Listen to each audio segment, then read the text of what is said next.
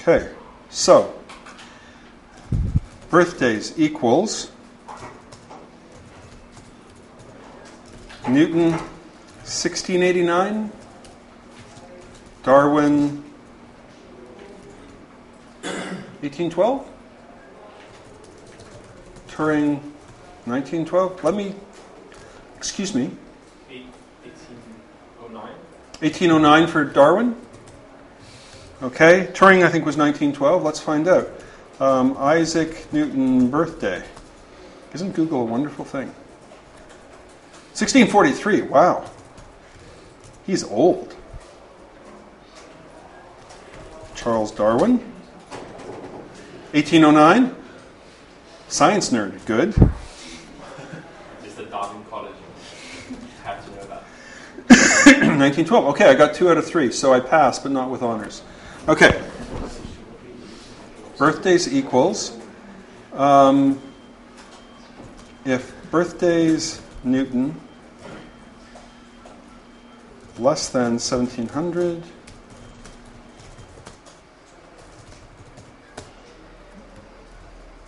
okay. What do you think is going to happen when I run this program? Just guess. Wow, he's old. Okay, let's find out if that happens. Okay. Let's change this like that. And then say birthdays Turing equals 1912. Print Turing is birthdays Turing minus birthdays Darwin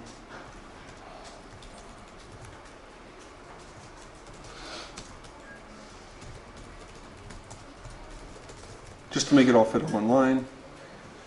Years older than Darwin. Okay. So let's come back up here. What do you think this is going to print out?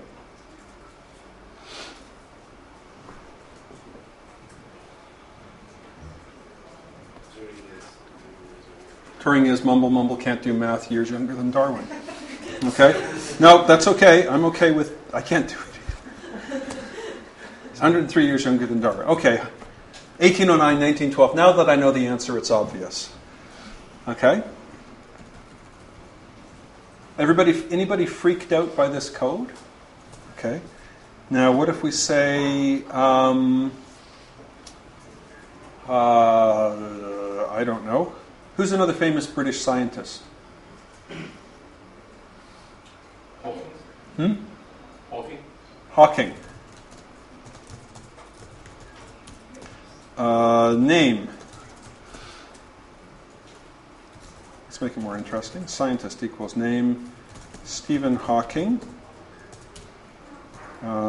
Age 57. I don't know. Uni Cambridge, of course. And department physics. Okay, print scientist. Okay. Okay, uni is Cambridge, of course. Age is 57. Name is Stephen Hawking. Department is physics. Okay. What is this thing? Well, is anybody freaked out by this code? Does anybody look at this and go, oh, unclean? Seems sort of like what you'd I mean, I've created something here that's got, name and a value, a name and a value. I've got something here that's got a name and a value, name and a value, name and a value, name and a value. I seem to be able to look values up. Birthdays of, there's a name and it gives me back the value. I seem to be able to add new entries. Birthdays at that name is that value. Right? And then I can pull it back. It looks like the values can be different kinds. They don't all have to be numbers. Right? This looks like a sort of a useful thing. I mean, this looks like a nicer way to store a record of a person than having an array of some sort and just knowing that the name is in slot 0, the age is in slot 1, the university is in slot 2, and the department's in slot 3. Here, I seem to be storing the key along with the value. Right? And it looks like order doesn't matter.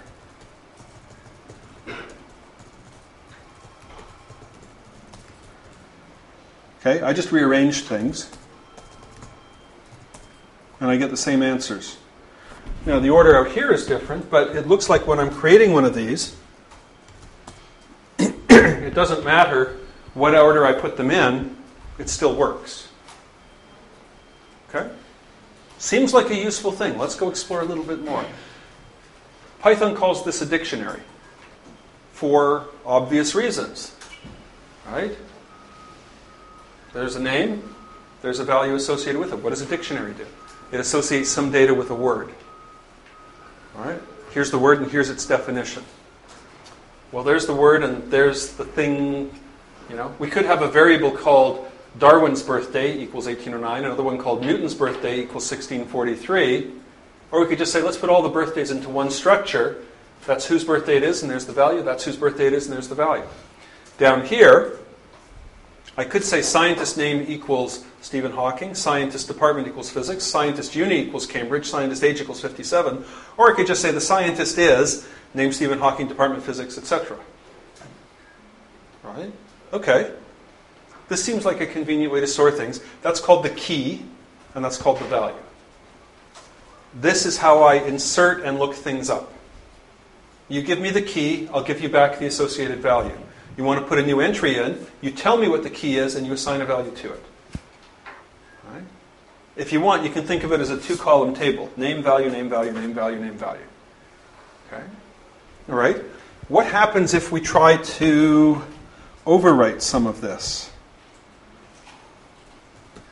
I'm just going to get rid of scientist for now. I'm going to say birthdays of Turing is 1812. Oops. And then I say birthdays of Turing equals 1912. Print birthdays. After first insertion, birthdays. Print after second insertion, birthdays. So I've initialized it with 2 keys and the associated values. Now I'm saying I want the value associated with Turing to be 1812. I'm going to print that out.